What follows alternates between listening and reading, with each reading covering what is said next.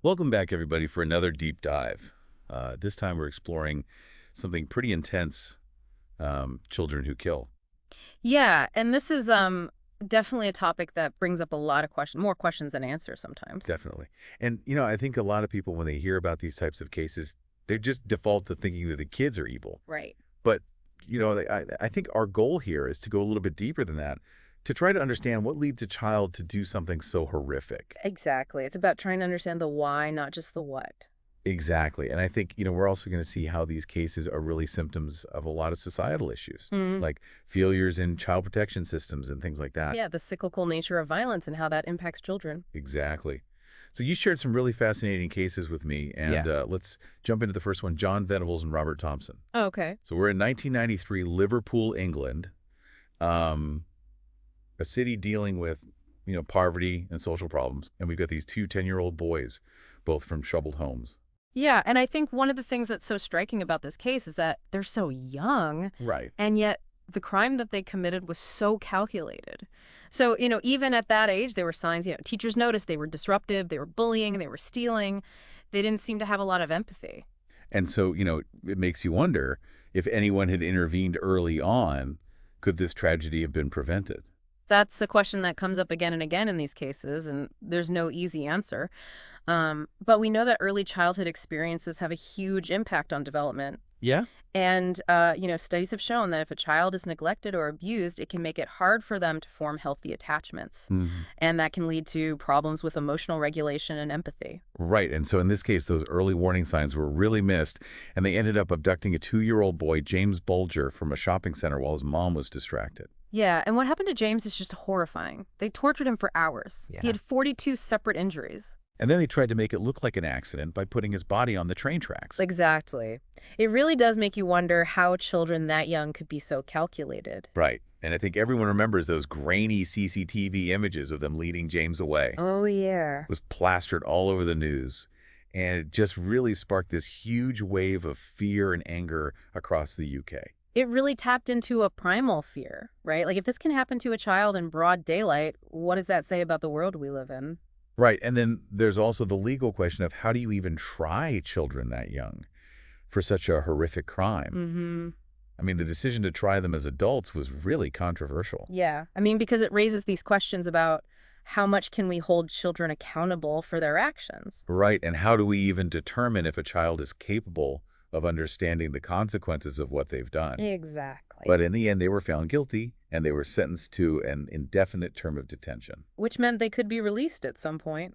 Right. And they ended up serving 8 years before being released on parole in 2001 under new identities and under very strict conditions. But as you can imagine, the public was outraged. I Yeah. mean, they were letting child murderers walk free. And it brings up the question of, rehabilitation versus punishment. Right. And the ethics of giving new identities to convicted murderers. And unfortunately, Venables was sent back to prison several times for possessing child pornography. Which really raises questions about the effectiveness of rehabilitation in cases like this. Right. I mean, can someone who does something so horrific at such a young age ever really be rehabilitated? Yeah, it's a question that experts still debate today. Okay, so let's move on to the next case, which takes us back in time to 1968. And it involves an 11-year-old girl named Mary Bell. Okay. And her case really forces us to examine the psychological roots of violence in children, Hmm. and particularly the effects of trauma. Yeah, because Mary had a truly horrific upbringing. Yeah, I mean, it was extreme neglect, physical and sexual abuse. Her own mother even tried to give her away and allowed her to be abused by others. It's hard to imagine a childhood more traumatic than that.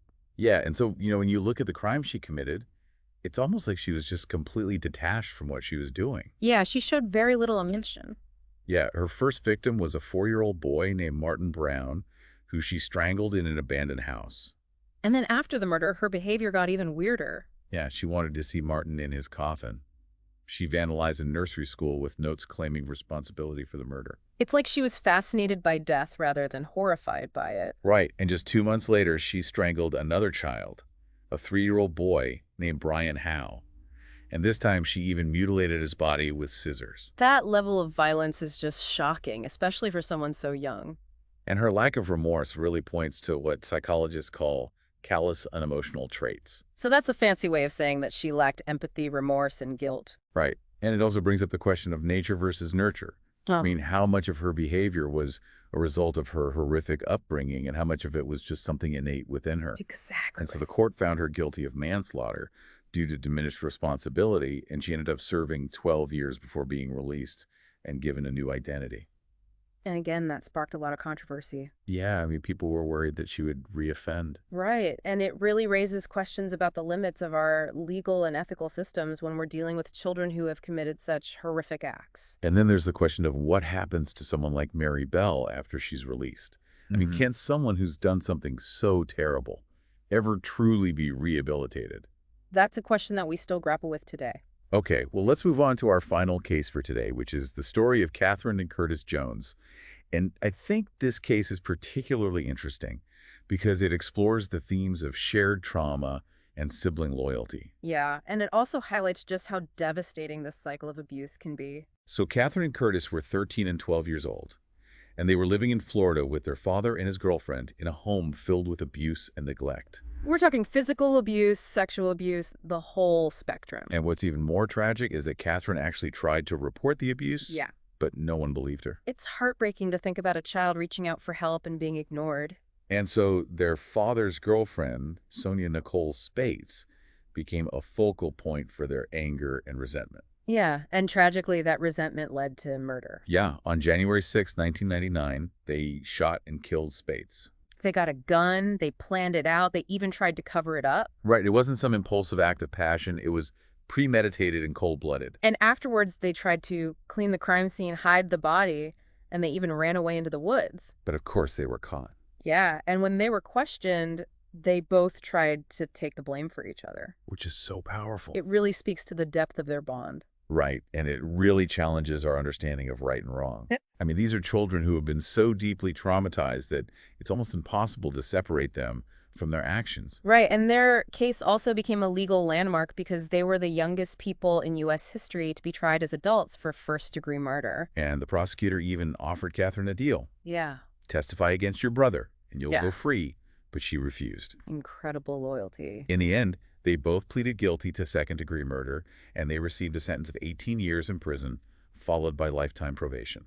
A very difficult case with no easy answers. Right. I mean, how do you balance the severity of their crime with the fact that they were so young and that they had endured so much abuse? It's a question that the justice system continues to grapple with. Okay, so we've explored these three incredibly disturbing cases, and I have to say I'm left with a lot to think about. Yeah, me too. I mean, it's clear that these cases are not just about individual acts of violence, but they're about systemic failures, Mm-hmm. about the cyclical nature of trauma, and about our own societal responsibility to protect children. But what happens to these children after they've been through the justice system? Right. Do they just become defined by their past? Or is there a possibility for redemption? That's a question that we're going to explore in the next part of our deep dive. Stay tuned. Okay, so we left off talking about, what happens to these kids after they've gone through the justice system. Right. And I think a big question that comes up is, is rehabilitation even possible in these cases? Yeah. I mean, can a child who's committed murder ever really be rehabilitated?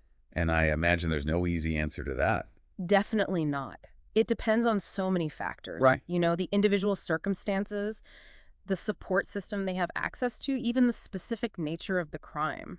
Right. And I know that there are some experts who believe that children are more likely to be rehabilitated than adults. Mm-hmm. Because their brains are still developing and they have a greater capacity for change. Right. But then there's also that fear that, once a child has crossed that line, they're always going to be a danger to society. And that fear is understandable. Yep. I mean, look at John Venables. Right. He was released and then he reoffended. And so it becomes this balancing act between protecting the public and trying to give these kids a second chance. Exactly. It's a very difficult balance to strike. And then there's the question of punishment. Yeah. I mean, what's the purpose of punishment when we're dealing with children who have committed murder? Right. Is it about retribution, making them pay for what they've done, or is it about rehabilitation, trying to address the underlying issues that led to the crime? Right. Ideally, it should be a combination of both. Yeah. Holding them accountable while also giving them the opportunity to change. And I think it's also important to remember the victims' families in all of this. Yeah. Their pain is often overlooked. Right. I mean, these So- families have lost so much, and their lives are forever changed by these tragedies. And these crimes don't just impact the immediate family. Right. They can traumatize entire communities. Okay, so let's shift gears a bit and talk about the different paths that these kids take after they've served their time. I mean, we've seen cases like Mary Bell, where they seem to just disappear into anonymity. Right, they want to put the past behind them and start over. But then there are other cases like Catherine Jones, where they choose to use their experiences to try to help others.